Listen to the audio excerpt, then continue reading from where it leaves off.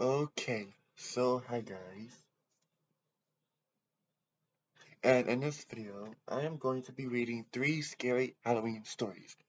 Okay, so the first one is called The Architect's Key.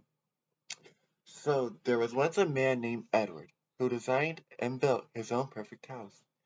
He lived in it for many years until he eventually passed away. A new family soon moved in, but whenever they went into the basement where Edward's personal study had been, they would get the feeling that someone was watching them. One day, the father of the new family decided to fix up an old jacket, which every tailor in town had him was told him was beyond repair. So he went down to the old study, laid his jacket on a chair, and then tried to see if there was anything in the old desk to help him mend it. But the drawers were all locked, and he couldn't find a key anywhere. The next morning he came back down to find the key on the desk, all of the drawers open, and his jacket completely fixed. So that was the architect's key, and that was our first scary story. So this one's a bit longer, so I'll be back. So this one is called The Ghost in the Hall. Four young women moved into an old New England apartment together. A month after they moved in, one of the roommates realized that her favorite stuffed teddy bear was missing. The others all said they hadn't touched it or seen it. Weeks went by, and she almost had forgotten about her teddy when something strange happened. She opened the door to one of the closets they hardly ever used, and there on top of shelves sat her furry friend. All of her roommates swore they had no idea how it had happened. Now, whenever their teddy bear goes missing for a few days, she knows exactly where to find it. So, the next story is called Echoes of the Past. A young bachelor at the beginning of his career became very successful very quickly, so he bought himself a house. One morning he woke up to the sound of running water. He rushed to the bathroom and saw that the bathtub faucet was running on full blast.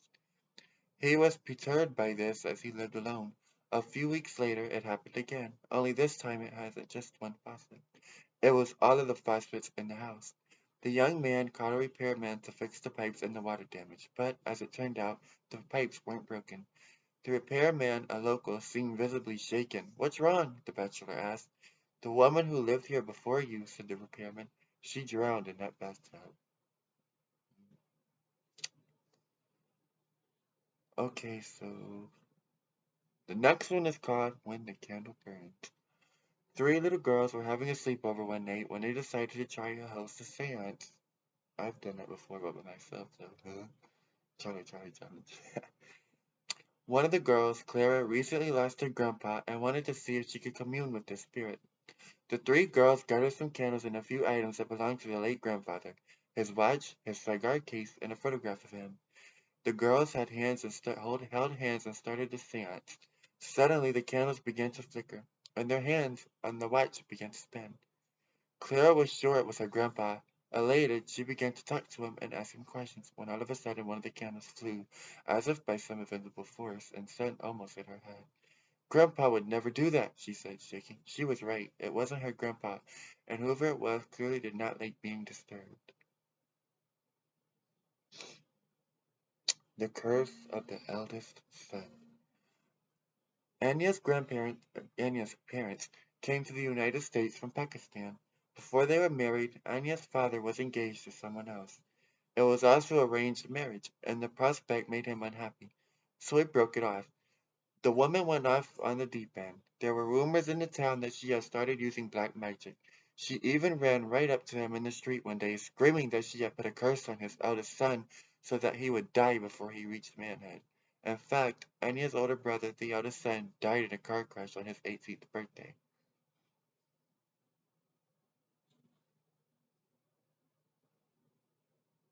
Speaking of 18th birthday, I turned 18 yesterday. It was 9 o'clock. Oh, I need to read the title first. After Hours is what it's called. Speaking of after hours, I'm about to start a new job too. But anyway, after hours, it was 9 o'clock. Time for the store to close. Valerie, Jenny, and Callie were the only ones working. As they were cleaning up the store, a pile of shirts fell to the floor. None of the women touched it. "It's probably the ghost," Jenny said. "Very funny," said Kelly. "No, really," Valerie replied. He's a little boy who likes to play. Kelly still didn't take them seriously, though she thought they were teasing her because she was younger. But when she went into the back room to get her keys to go home, she saw a flash of a young boy in the mirror next to her. When she looked back, her keys had been placed on the floor.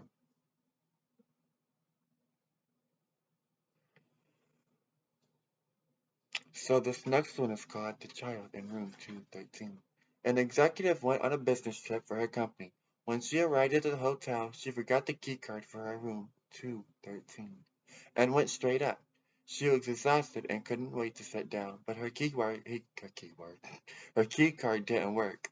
She went down to complain to the front desk and promptly got a new card.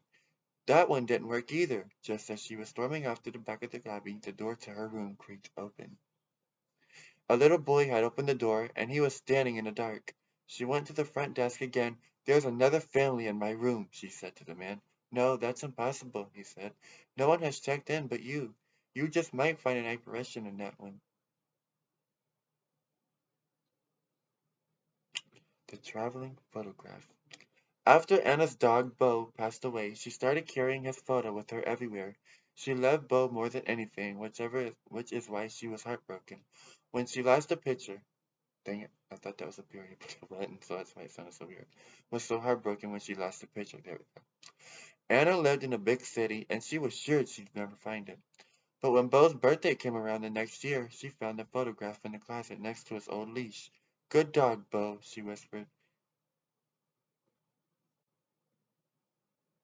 Shattered glass. Sam, Peter, and John met up every day after work for a drink. This time, they decided to try some place he had never been before. "They say this place is haunted," Peter told his friends at the bar. They'd chosen that name. The other two insisted that was nonsense, and they all sat down in a booth. When their drinks arrived, they were about to make their usual toast when both Sam and John's glasses completely shattered. "What gives?" they yelled.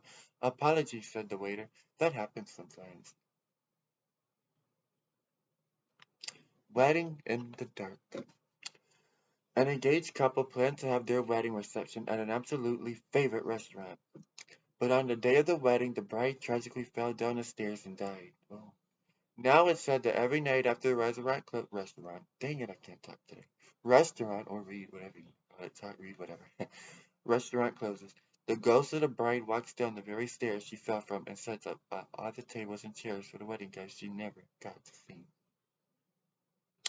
Okay, I guess that's enough for now. So, yeah. So this is my first Halloween. I mean, I love Halloween because like it's 2 days after my birthday. But I don't normally post videos on Halloween for some reason. I don't know why.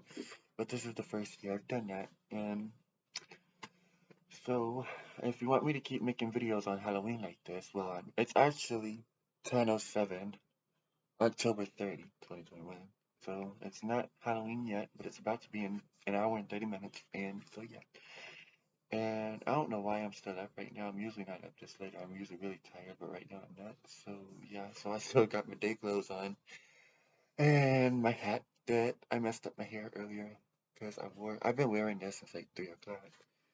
So yeah, and it's my favorite hat.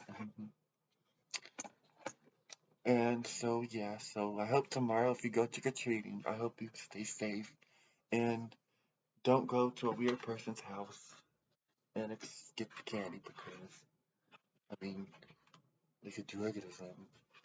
But yeah, so I hope you have fun. I would say go to people you trust house instead of random people, but that's just me. I've always went to people I know houses instead of random people. But anyway, like family, friends, and family. That's what I did every time I went trick or treating. And now when I take my nephews, when I go with my nephews, we go to family and friends, people we know. But anyway, so I hope you enjoy this video. So I'm trying to. Oh my gosh, I'm cold, and it's about to get super duper cold. It could even snow, and that's very, very rare in this part of the country in the southeast for this early. But anyway, so um,